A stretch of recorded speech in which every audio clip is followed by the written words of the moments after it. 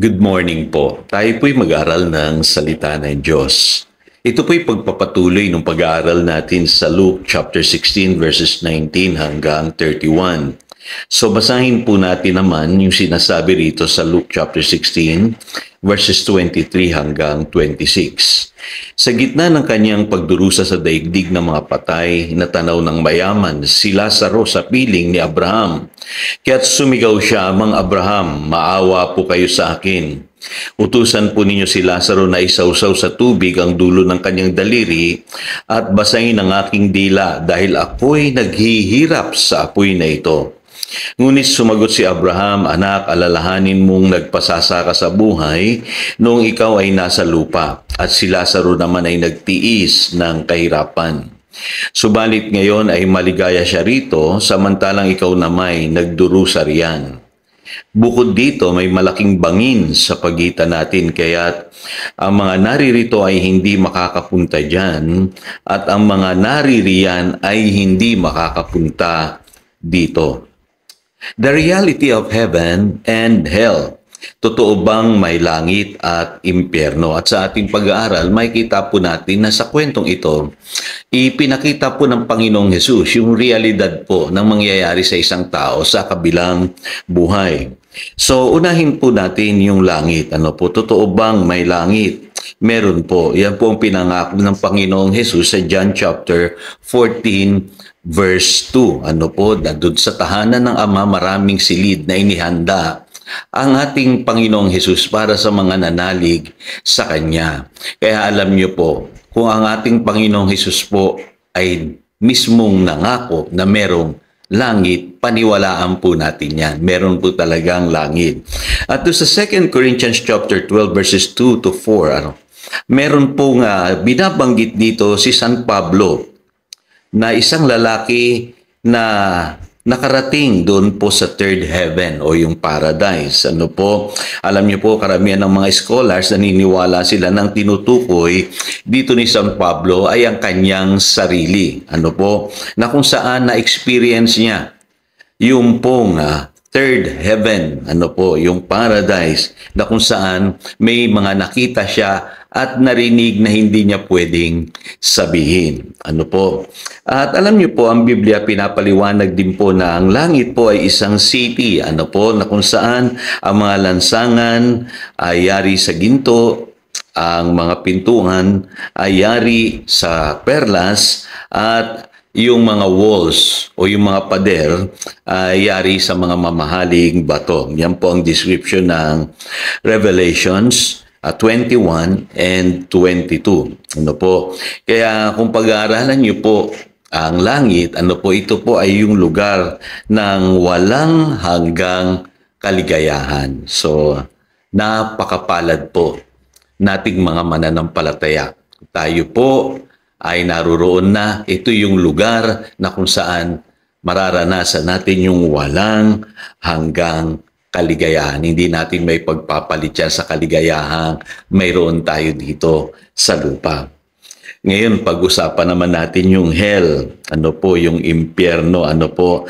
So, ano po ba ang hell? So, naipaliwanag ko po yesterday that it is a prison. Ano po, binabanggit po yan sa Jude verse 6, ano po, at sa Matthew chapter 26 verse 41. Bakit kailangan ng prison, pastor? Kasi ang tao po ay espiritu, ano po, at dapat meron siyang paglagyan pagkatapos niyang lisanin ang kanyang earthly life. Kaya merong kalalagyan po ang isang tao. Ano po yung kanyang espiritu pagkatapos niyang mamatay. It's either heaven or hell. Ano po? At nabanggit ko po yesterday, yung hell po ay para sana sa mga anghel o demonyong nagkasala.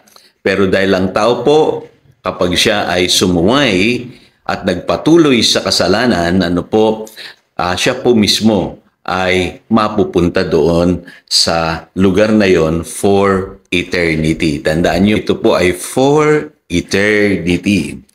Tandaan po ninyo na ang description po ng hell, ano po, dito po sa ating mga binasang talata, dun sa Luke chapter 16, verses 24 hanggang 25, it is a place of torment. Walang hanggang pagdurusa. Ano po? Na binabanggit sa Matthew chapter 26, verse 46, saan ang apoy ay hindi namamatay. So napakainit po doon sa lugar na yon. Ano po? Ang sabi po ng lalaki diyan ay kung maaari sana ay papuntahin si Lazarus sa kanya at isausaw sa tubig yung dulo ng kanyang daliri at basain yung kanyang dila. Dahil sobra yung kanyang paghihirap doon sa lugar na yon. Yun yung description ng lalaking mayaman na napunta sa impyerno. Ano po? So, it is a place of misery. Ano po? Na kung saan hindi mo maipaliwanag yung paghihirap ng isang tao. Binabanggit po sa Mark chapter 9 verses 47 to 48, yung mga uod po doon ay hindi namamatay. Ano po? At hindi mo maipaliwanag yung paghihirap. Ang tanging description po na sinasabi ng Biblia diyan ay yung pong mga ngalit ang iyong mga ngipin. Ano po? Tatangis ka ng tatangis dahil sa sobrang paghihirap. Kaya alam niyo po, ito po yung mga nakakatakot at the same time nakakalungkot na katotohanan patungkol po sa impyerno. Ano po? Ngayon, ano ang dapat nating isipin? Alam niyo po, dapat magkaroon tayo ng realisasyon. Ano po? Na ang tao po, no, meron talaga siyang patutunguhan pagkatapos ng buhay na ito na mayroon tayo sa lupa. Kaya hindi madaling sabihin, ano po, dun sa mga namatayan. Ano po? Katulad ko, kapag ako po ay naglilibing o ako po'y a-attend sa burol, na sabihin natin na ang isang tao ay nasa piling na ni Lord. Ano po?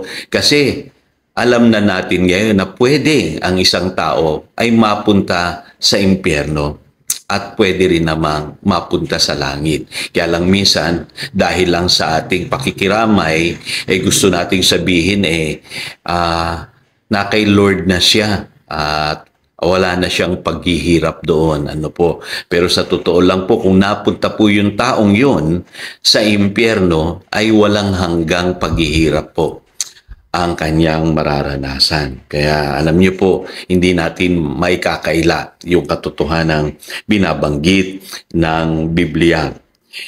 Pangalawa, ano po, wag nating gawing biro ang kasalanan, ang impyerno, ang mga demonyo. Yung iba sabihin nila, ay okay lang pupunta ako sa impyerno. Mahalaga lang, nagawa ko yung gusto ko dito sa lupa.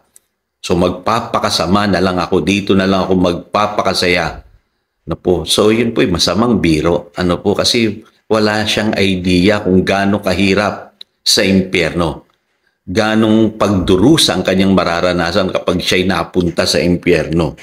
Kaya huwag nating gagawing biro po yung impyerno, si Satanas. Ano po, nasasabihin natin, ay babarkadahin ko na lang si Satanas para pagdating doon ay baka exempted ako sa paghihirap. Hindi po, maging si Satanas magdurusa sa impyerno. Ano po, dahil kulungan yan ng mga demonyo at ng mga taong nagkasala.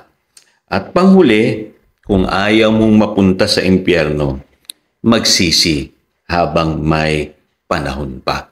So ito yung mahalagang katotohanan. Ano po, kasi permanente na ang destinasyon ng isang tao sa kabilang buhay. Hindi pwedeng magpalipat-lipat, no?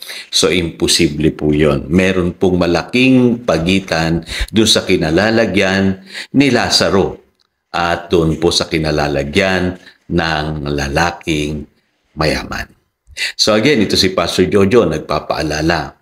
Pagdaluyan tayo ng pagpapala, manatili tayo sa kanyang salita. Good morning.